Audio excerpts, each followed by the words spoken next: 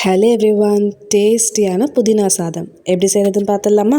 First பேனில் 2 spoon நல்லெண்ணெய் ஊற்றிட்டு ஆயில் நல்லா ஹீட் ஆனதும் 1 ஸ்பூன் உளுந்து சேர்த்து உளுந்தோட கலர் சேஞ்ச் ஆனதும் இஞ்சி பூண்டு 1 கிரீன் சில்லி சேர்த்து எல்லாம் பொரிஞ்சதும் ஒரு கொத்து கருவேப்பிலை அண்ட் ஆர் ஹீரோ இன்க்ரீடியன்ட் புதினாவை இதோட சேர்த்து நல்லா வதக்கிக்கலாம்.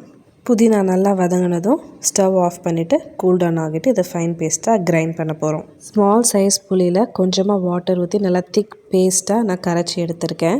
நான் நம்ம புதினாவை கிரைண்ட் பண்ணுறப்போ இந்த புளி தண்ணியை சேர்த்து நல்லா ஃபைன் பேஸ்ட்டாக இந்த மாதிரி கிரைண்ட் பண்ணி எடுத்துக்கிறேன்.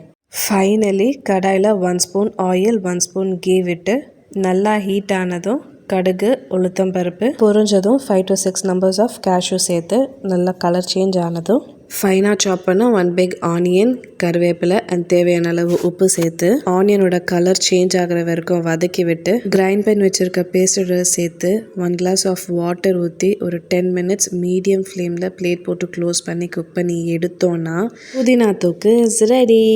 இது நீங்கள் அப்படியே ஸ்டோர் பண்ணி உங்களுக்கு எப்போல்லாம் வேணுமோ அப்போல்லாம் ரைஸோடு சேர்த்து சாப்பிட்டுக்கலாம். 1 வீக் ஆனாலும் கெட்டு போகாமல் பக்காவாக இருப்பான். நல்லா சூடான சாதத்தோடு நம்ம செஞ்ச இந்த தொக்கு போட்டு சாப்பிட்டு பாருங்கள், டேஸ்ட்டே டாப் நாச்சாக இருப்பான். கண்டிப்பாக ட்ரை பண்ணுங்கள். தேங்க்ஸ் ஃபார் வாட்சிங். Please like, share and subscribe. Bye.